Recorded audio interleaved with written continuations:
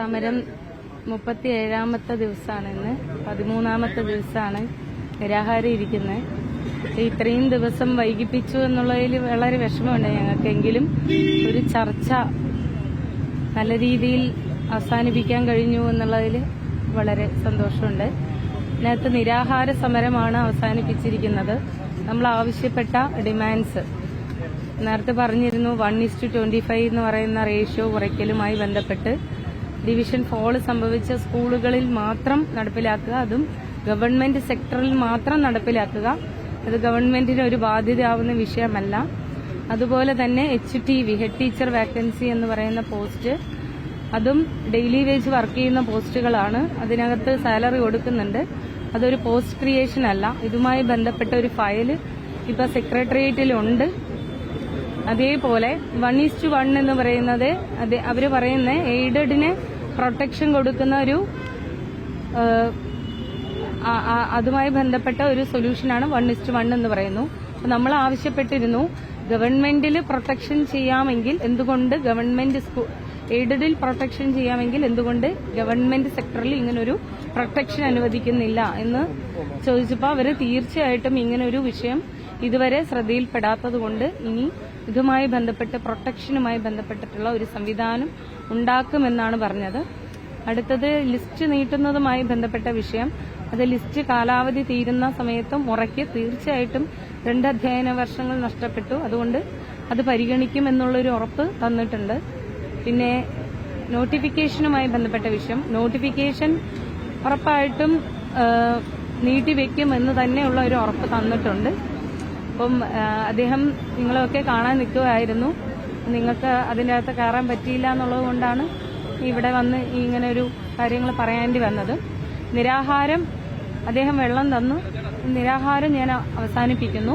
പക്ഷേ നമ്മൾ ഈ ആവശ്യം അവർക്ക് നടപ്പിലാക്കാൻ ഈ പറയുന്ന റേഷ്യോ കുറയ്ക്കുന്നതും HTVയുമായി ബന്ധപ്പെട്ട വിഷയങ്ങൾ ഒന്നുകൂടെ പരിശോധിക്കാൻ, നമ്മൾ ആപ്റ്റായിട്ടുള്ള കാര്യമാണ് പറഞ്ഞത്, അത് പരിശോധിക്കാൻ, പഠിക്കാനല്ല പരിശോധിക്കാൻ ഒരു 45 ദിവസത്തെ സമയം ആവശ്യപ്പെട്ടിരിക്കുന്നു.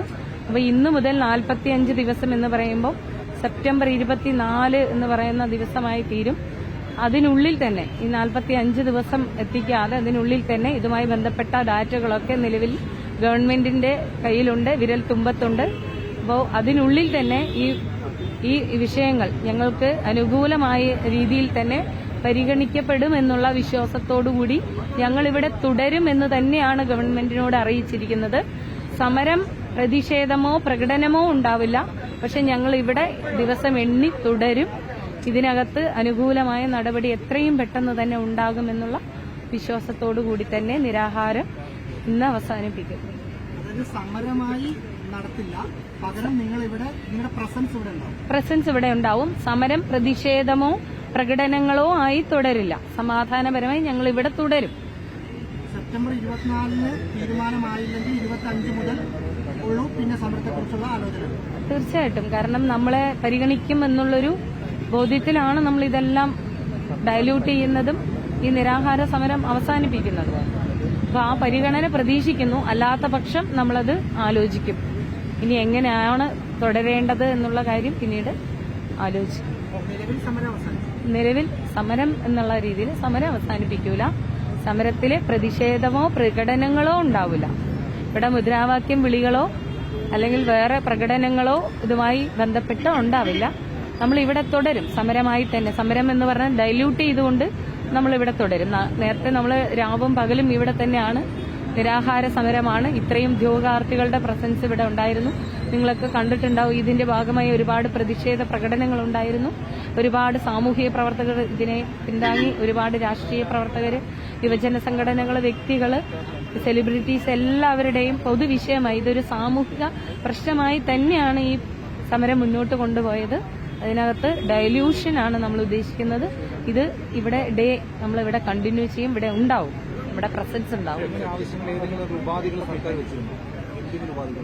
ഇല്ല, ഉപാധികളൊന്നും ഞങ്ങൾക്ക് ഇതുവരെ വച്ചിട്ടില്ല. ഈ പറയുന്ന 1:1 എന്ന് പറയുന്ന എയ്ഡഡിൽ പ്രൊട്ടക്ഷനുള്ള ഒരു കാര്യമാണെന്നാണ് അവർ ഉന്നയിക്കുന്നത്. അപ്പോൾ അങ്ങനെയാണെങ്കിൽ തന്നെ സർക്കാർ സ്കൂളിൽ നിന്നും ഇപ്പോൾ കഴിഞ്ഞ മാസം 32 അധ്യാപകർ പുറത്തുപോവുകയും അതിന്റെ പ്രതിഷേധത്തെ തുടർന്ന് 23 പേരാണ് ആകെ സർവീസിൽ ഇപ്പോഴും നിലനിൽക്കുന്നു. 9 പേര് ശമ്പളമില്ലാതെ നിലവിൽ പുറത്താണ്. അതേപോലെ ഇന്നലെ ഒരു HSAയിൽ ഒരു അധ്യാപകൻ ഇവിടെ വന്നിരുന്നു.